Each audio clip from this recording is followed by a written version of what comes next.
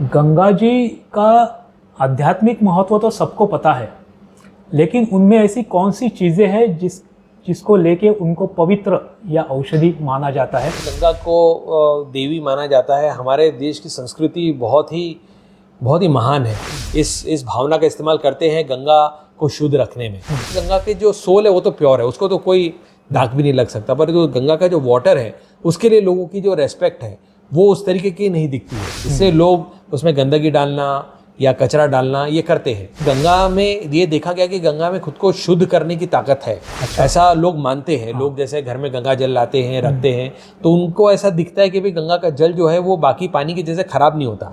तो ये एक ऐसी मान्यता थी। अब ये भ्रम है या इसमें कोई ऐसा तत्व है या इसमें कोई ऐसा कोई फंडामेंटल है, ये जानने के लिए भारत सरकार ने हमें 10 साल पहले एक प्रोजेक्ट दिया था कि आप एज अ वैज्ञानिक इसमें शोध करें और देखें कि इसमें कुछ है क्या, ये बातों में कितना दम है।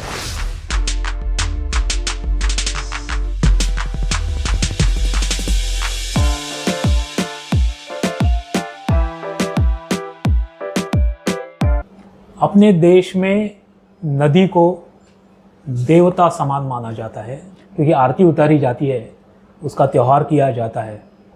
गंगा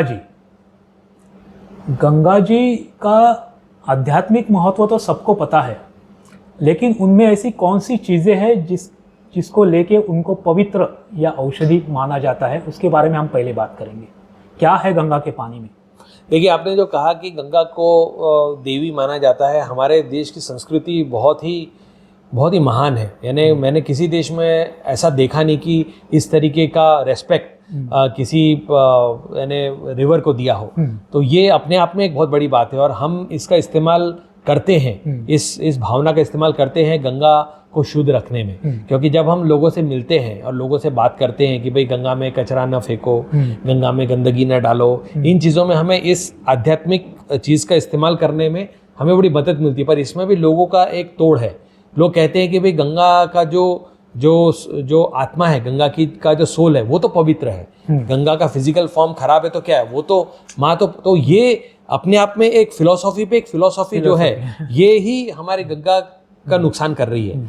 तो हमें जो इसकी जो फिजिकल जो प्योरिटी है उस पर उनका ऐसा मानना है कि गंगा के जो सोल है वो तो प्योर है, उसको तो कोई दाग भी नहीं लग सकता, पर जो गंगा का जो वाटर है उसके लिए लोगों की जो रेस्पेक्ट है वो उस तरीके की नहीं दिखती है। इससे लोग उसमें गंदगी डालना या कचरा डालना ये करते हैं। अब गंगा की एक खासियत ये भी है कि भारत सरकार ने हमें एक प्रोजेक्ट दिया था कि भाई गंगा में ये देखा गया कि गंगा में खुद को शुद्ध करने की ताकत है। ऐसा लोग मानते हैं। लोग जैसे घर में गंगा जल लाते हैं, रखते हैं, तो उनको ऐसा दिखता है कि भाई गंगा का जल जो है वो बाकी पानी की जैसे खराब नहीं होता।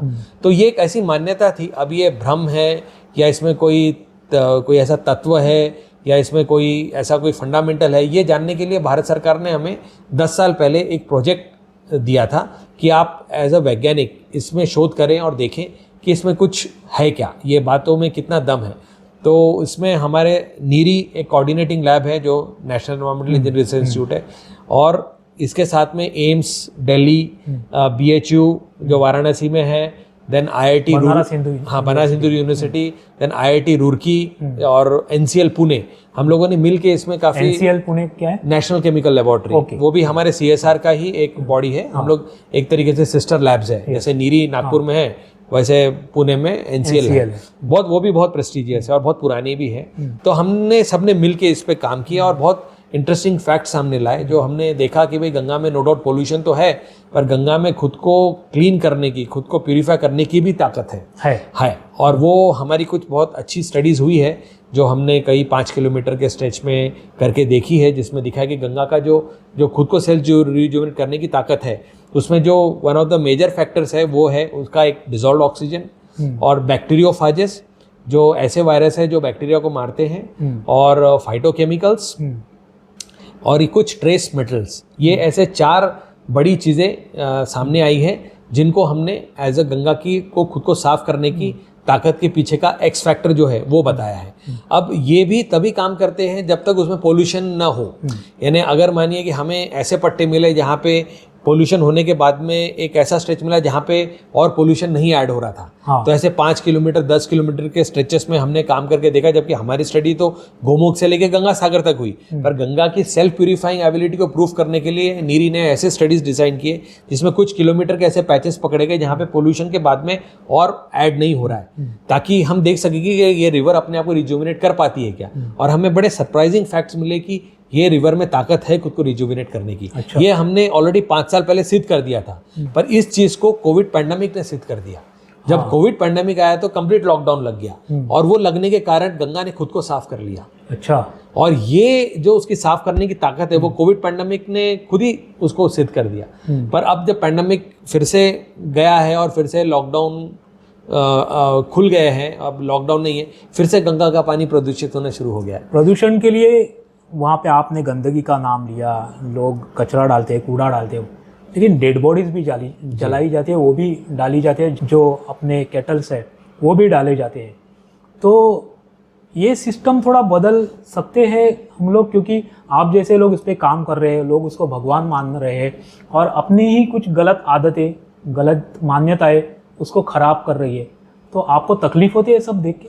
तकलीफ तो होती है। अब देखिए क्या है कि जैसा मैंने बताया कि हमारे देश में बहुत तरीके की मान्यताएं हैं और हमारा देश बहुत पॉपुलेटेड कंट्री है। जैसे कि अगर आप देखें तो जिन लाशों का कोई नहीं होता उनको मैं जगह का नाम नहीं लूंगा, पर गंगा में मुंह को आग दे के वो पूरी बॉडी को वैसे ही डाल देते हैं, उसको आग देना बोलते हैं। फिर वो क्या है, वो नदी की मछलियाँ, नदी के कछुए, जानवर, परभक्षी उसको खाते हैं, और वो इस तरीके के ट्रेंड्स है हमारे यहाँ पे। पर उससे भी ज़्यादा खतरनाक जो मुझे दिखता है वो है इंडस्ट्रियल पोल्यूशन।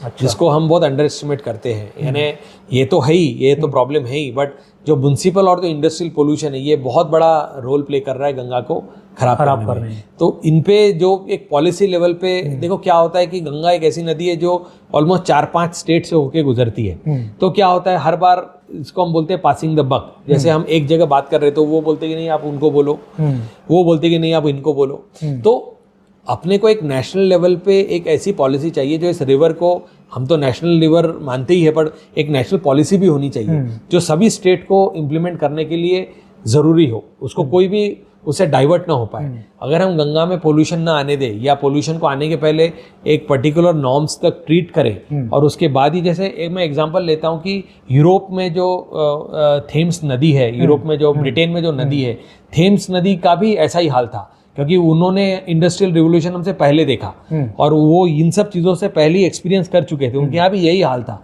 पर उन्होंने एक पॉलिसी लॉन्च की द रिटर्न ऑफ सैल्मन्स, क्योंकि सैल्मन एक ऐसी मछली है जो समुद्र से नदी में आती है। हाँ। और वो अगर पानी पोल्यूटेड है तो उसमें नहीं आ पाती, वो मर जाती है।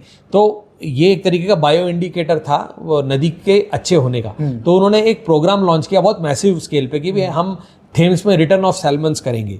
तो रिटर्न ऑफ सैल्मन के लिए उन्होंने पानी को जो है उसमें गंदगी जाना रोका, उसके लिए स्ट्रिक्ट नॉर्म्स बनाए। जिन इंडस्ट्रीज ने इसमें बहुत ज़्यादा यानी नॉर्म्स का वायलेशन किया उनको बैन किया, उन पे इतने हेवी फाइन लगाए कि वो पूरी तरीके से बंद हो गए। और लोगों में एक डर आ गया, और लोग अब क्या करते हैं कि environmentally friendly, environmentally sustainable waste बनाने के लिए वो अपनी इकोनॉमी में ऐड करते हैं। अब उनको वो प्राइस बियर करना पड़ता है, वो अब बिजनेस का पार्ट हो गया।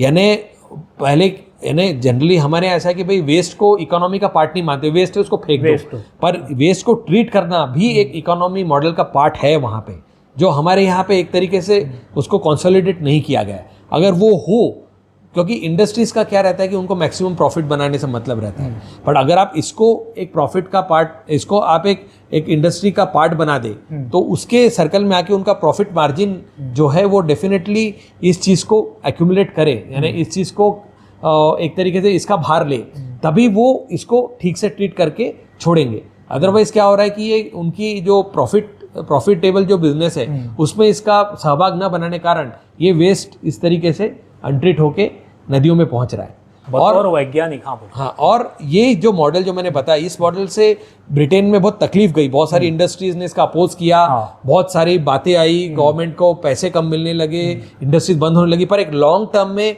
एक ऐसा सस्टेनेबल इंडस्ट्री डेवलप हुई कि जो वेस्ट को बहुत सीरियसली लेने लगी, और अब वेस्ट एक पार्ट ऑफ इकोनॉमिक्स है यूरोपियन कंट्रीज। इसलिए आज आप देखेंगे तो वहाँ के रिवर्स इतने साफ है, क्लीन है। फेसबुक पे वो फोटो आता है कि हम लोग उसको माँ मानते हैं लेकिन स्वच्छ नहीं क्योंकि है और हाँ, उन्होंने उसके लिए कॉस्ट पे की है। और ऑब्वियसली हमें ऐसे डेवलपमेंट का क्या मतलब है जो एक तरीके से एक पाँव आपको पोलियो का दे रहा है और एक पाँव आपको एलिफेंटाइटिस का दे रहा है। हाँ। आप चलिए, एक ऐसा फूला हुआ और एक फूला एक पोलियो है, पोलियो। ऐसे डेवलपमेंट का वो कहीं चल ही नहीं सकते हम। हाँ, तो हमें एक ऐसे सस्टेनेबल डेवलपमेंट हम जो बार बार बोलते हैं, ये वही है कि आप इंडस्ट्री रखिए, आप प्रोडक्शन कीजिए, बट आप सस्टेनेबिलिटी की तरफ भी देखिए, क्योंकि आने वाले जनरेशंस के लिए हमें कुछ छोड़ना है ना। हम हमारी जनरेशन सब एग्जॉस्ट करके चले जाएंगे क्या? हम हमारे बच्चों के लिए प्रॉपर्टीज बनाते हैं, उनके लिए बैंकों में पैसे रखते हैं, उनके लिए पॉलिसीज बनाते हैं, पर हम हेल्थ और एनवायरमेंट का क्या कर रहे हैं? नहीं बचा कुछ नहीं कर रहे, उसको नहीं बचा पा रहे। तो क्या जहर सूंघेंगे? हाँ, वो क्या जहर लेके रहेंगे? तो ये जिम्मेदारी हम में आनी चाहिए। और ये जिम्मेदारी पॉलिसी की बहुत बड़ी बात है। अगर पॉलिसी लेवल पे ये हो तो ही गंगा साफ आगे चल के होगी, अदरवाइज उसमें गंदगी जाती रहेगी और क्षण भर के लिए गंगा साफ दिखेगी, फिर से खराब हो जाएगी। बतौर वैज्ञानिक आपने गवर्नमेंट या एडमिनिस्ट्रेशन को कुछ SOPs इसके बारे में दिए आपकी तरफ से? दिए हैं हम लोगों ने। जैसे national mission for clean Ganga की हमारी जो ब्रेनस्टॉर्मिंग होती है, मीटिंग होती है, उसमें हम ही नहीं, हम उन लोगों को भी बुलाते हैं जो ये चीज़ें कर चुके हैं। वो आके अपने मॉडल्स बताते हैं, वो अपने यहाँ के जो सिस्टम्स में किस तरीके से उन्होंने किया है। हम लोग काफ़ी इस पर संजीदगी से काम कर रहे हैं। यानी जो मिनिस्ट्री ऑफ वाटर रिसोर्सेस है और NMCG है, ये काफ़ी इसमें बहुत यानी अच्छा रोल प्ले कर रहे हैं। बट वो है कि हमारे देश की जो जैसे आपने थूकने की आदत बताई, फेंकने की आदत बताई, ये चीज़ें ऐसी है कि ये एक तरीके का इसको एक सोशल इंजीनियरिंग लगेगी जी। और जहाँ तक मेरा मानना है कि इसमें जितना जैसे वैक्सीन, मैं इसमें कुछ पॉजिटिव चीज़ें भी देख रहा हूँ। जैसे कि हमारे देश में पोलियो की वैक्सीन सक्सेस रही। कई बार इसका विरोध हुआ, कई लोगों ने इसके लिए अंधविश्वास की बातें की, कई बार कुछ रिलीजियसली भी इसका अपोज हुआ, बट अल्टीमेटली वो वैक्सीन दो बूंद जिंदगी के ये एड इतनी फेमस हुई और इतना उसका असर पड़ा कि वो सक्सेस रहा। तो ये दिखाते कि हमारे देश में उम्मीद है। यानी आज गंगा को भी साफ रखने के लिए मैं एक बात ऐड करना चाहता हूँ उसमें।